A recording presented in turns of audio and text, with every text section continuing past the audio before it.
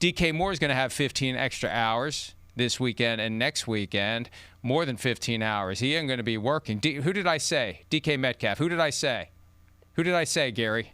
I'm curious. Moore. DK Moore. Oh, there is no DK Moore. I'm thinking of DJ Moore, who made the catch the other night. That's my excuse. That's my cover. DK Metcalf. They know who we mean either way, Gary, but I was curious because, you never know what's going to come out of your mouth sometimes, especially when you've been poked in the eye in the middle of the night on a night when you're otherwise going to get 5 hours of sleep anyway. So DK Metcalf is going to have more than 15 hours of free time over the next 2 weeks. DK Metcalf, there's probably a guy named DK Moore out there, and for all I know, he's going to have 15 hours of free time over the next couple of weeks. But, look, I mean, I don't want to joke about it. We're kind of lighthearted today because it's Christmas time, but DK Metcalf did something that no player should ever do. And when I started making phone calls during the Steelers-Lions game on Sunday and sending texts and trying to figure out, where this is going to go, because in real time, this is a big deal.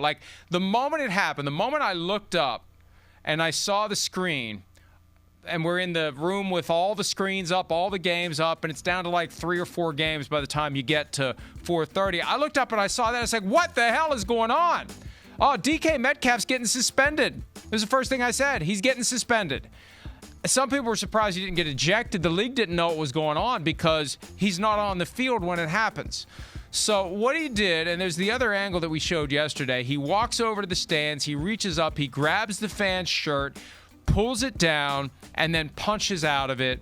And the initial talk, right, the initial discussion, the initial reaction was, this is the kind of thing that the NFL's precedent, and this was all internal as it was happening, and they got games going on, but from what I was able to gather, our precedent is a fine. Well, I said, have you really seen it? That was my reaction. Have you really watched it? Okay, I know your precedent's a fine, but maybe you should watch this. Well, not that I'm trying to get the guy in trouble, but the whole thing was just weird. The whole thing was just very weird and very unusual and unprecedented. That's the thing. You may have precedent, Devin, but certain things can happen that are unprecedented.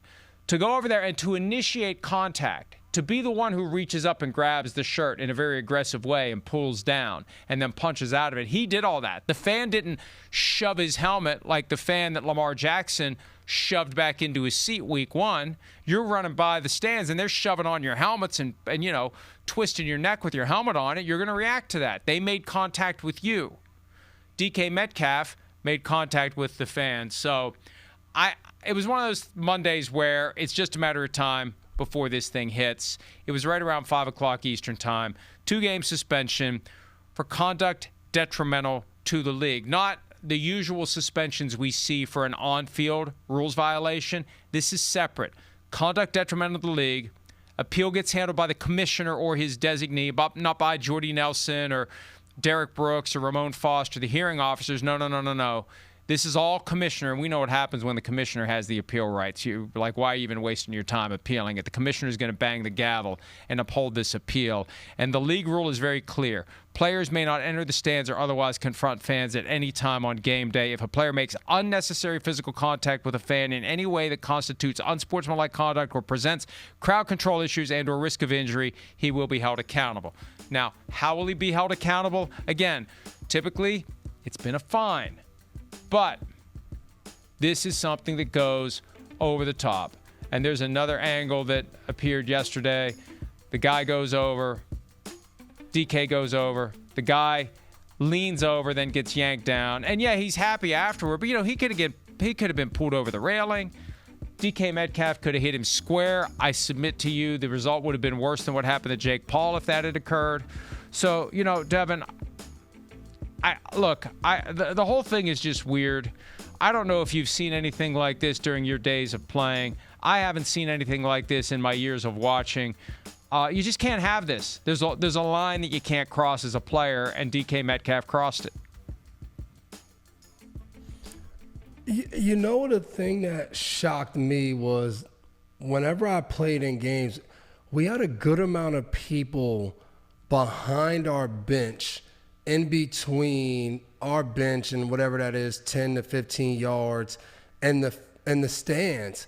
So, every time I watched that, I was like, obviously that fan is yelling something that DK is not on the bench where most guys are when they're not on the field. They're on the bench amongst their position group, either talking to a coach, watching the game. So he gets up, he walks in the back, and he kind of stands there for a second. Then he starts walking to, like, I just wonder, like, no one, team security, Ford Field security, like, no one ever thought, like, hey, this guy's back here screaming, like, what's going on? Like, I remember in 2022, maybe, when Matt Patricia's calling the offense and the offense is on the field and there's a fan in the stands who's like, I mean, just going crazy, yelling at Matty P, yelling at Bill Belichick, just cursing at him, just going. And Jalen Mills is like, hey, man, this dude's getting disrespectful. And he's like, and then the guy starts saying something to him. And like, he takes like 2 steps to go that way. And like 5 people grabbed him and was like, oh, no, we're not even doing that. Let's get back to the. So like, it was just so weird to me as you watch that, even after DK grabs the guy, kind of throws an uppercut, still no one moved. Like, there were people right around him in that area. No one moved. No one did anything. It was just like, even when we were watching the game, we were like, hey, we know like New York reviews these plays. Now everyone has seen it. It's all over social media. Are they going to go and watch this? Are they going to like radio in to kick him out of the game? It was just a weird thing because that happened. DK went back to the bench and he just kept playing. Like, it was nothing. Obviously, the broadcast team, they talked about it. They pulled up the video, but it was just so weird to see. No one really reacted. No one did anything. And I agree with you wholeheartedly. Like, and I know at first all of the things came out. I think it was Ocho Cinco came out and said, you know, he had good word that, you know, different words and terms were used to talk about DK using the N word and the C word with his mom, like these different things. And it was just like, okay, but like he walked to the stands, grabbed this guy and swung like this. Like, a lot of us have been at stadiums, and I mean, these fans can sometimes say some reckless things, but that's a big deal to go and do that. And for it to just be so normal within the game that there was no kind of reaction, to me was probably the weirdest thing of anything. You hit the nail on the head. It was also nonchalant. There's the one video that surfaced from the fan where you see it from the side.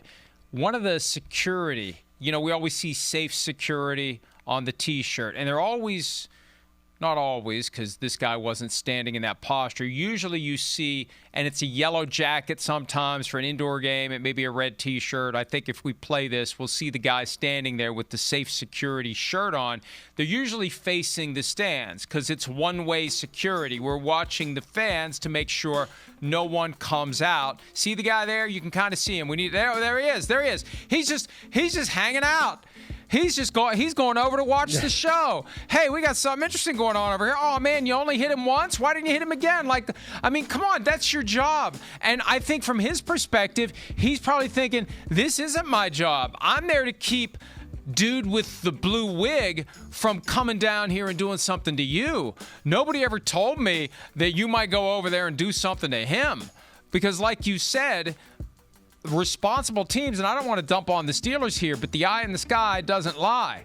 They created an environment where he was able to wander over there, reach up, grab a fan's shirt, pull it down, and punch. So there's so much about this that is just strange. CBS, to their credit, they spotted it in close to real time, but the mere existence of the video that you're watching now shows you it was going to emerge. Think about that. If CBS hadn't seen it, it still would have been a thing, because Big Brother, George Orwell was right. The one thing he was wrong about, Big Brother isn't the government. We're all Big Brother. We're all walking around with a way to preserve evidence, catch people on camera doing things they shouldn't do, and that's what happened. That's what would have happened there if the CBS cameras, if the many NFL cameras hadn't captured what DK Metcalf did. And I'm glad to hear you explain what the Patriots did, because I'd like to think, and again, I don't want to criticize my second favorite football team, according to Chris Sims, but you can't have no one there. You can't have the ability of the players to run over and get into an altercation with a fan, to initiate contact. That's the key, folks. He initiated contact. And I thought it was unfortunate. Now, look, Chad Ochocinco is always going to say what Chad Ochocinco is going to say. That's part of the charm. Whether he's a reliable narrator is a different issue. But he said what he said. It changed yesterday because one of the reporters of NFL media was pushing. Then it's clearly coming from DK's agent. That's the currency in which the insiders trade. You want me to put his story out there? Oh, the same guy was the one who had this first story that DK Metcalf was suspended. That's how they get things done. But there was a lot of water carrying going on, and look, it's inappropriate to use the language that this guy allegedly used. That's inappropriate. But you know what? It happens in a football game. So you better have a plan in place to make sure the player doesn't react in a way that he shouldn't, right? When it's snowing out, you better have a plan in place. You know, hey, I don't like that it's snowing today. Doesn't matter. It's snowing. You better have a plan in place for dealing with it. We know that these fans show up at games. We know that they buy the tickets and they think they have a birthright now to say whatever crap they want to say to anyone, as hateful and improper as it might be. We know that they do it. We know it happens. They're in every stadium. I've been hearing from PR people throughout the league about, you know, the person, apparently the worst one, and I guess there's an irony here if I'm using the word correctly, Devin. The worst one in the league is at the corner of the visiting team tunnel in Seattle where DK played. He's apparently the worst one, and that's probably the guy that got Geno Smith to go double-barreled middle fingers in a preseason game. Geno's first game back in Seattle. That guy's finally turning it on Geno. So they're everywhere. You have to accept the fact. These are the paying customers. We're not throwing people out, apparently, for saying awful things. You just can't go over there and grab his shirt and pull him down and punch out of it. So good the Patriots have a plan. I hope the other teams do. Clearly the Steelers don't. I have a feeling they will on Sunday when they're in Cleveland. Hi, it's Mike Florio. Thanks for watching PFT on YouTube. Hit subscribe for the latest news and analysis from Pro Football Talk.